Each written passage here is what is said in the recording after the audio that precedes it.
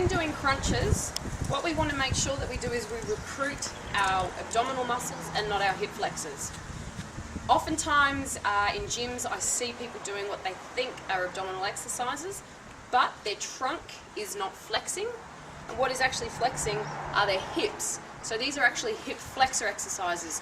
True abdominal exercises are where the trunk actually flexes, because we're working this muscle here, which is called the rectus abdominis, and what it does is it actually causes our trunk to flex. So if you want to work your six-pack muscle or your rectus abdominis, you need to make sure that your trunk is flexing and not your hips. It's quite simple to do a crunch. We don't need to do a large amount of movement. However, if you do have a bad lower back, you've got pain in your lower back, I will give you some variations to the crunch that might be able to help you with the exercise. So what you need to do is you need to lie down. What I get all of my clients to do is to lift their legs up into the air, and what this does is it takes away all the hip flexor action. So we know that we're not using our hip flexors to do the sit-up, but we're actually using our abdominal muscles. Now in terms of what you do with your hands, you can put them across your chest, you can put them behind your head, or you can reach. It's entirely up to you.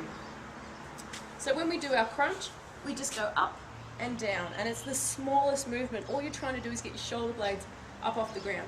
Go up and down.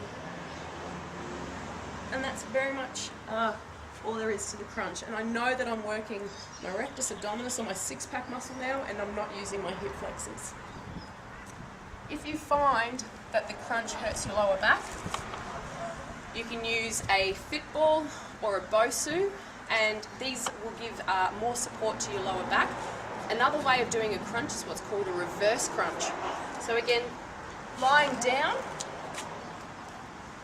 but this time rather than you're going up, so rather than that movement, what you're actually doing is starting here, and you go in this direction.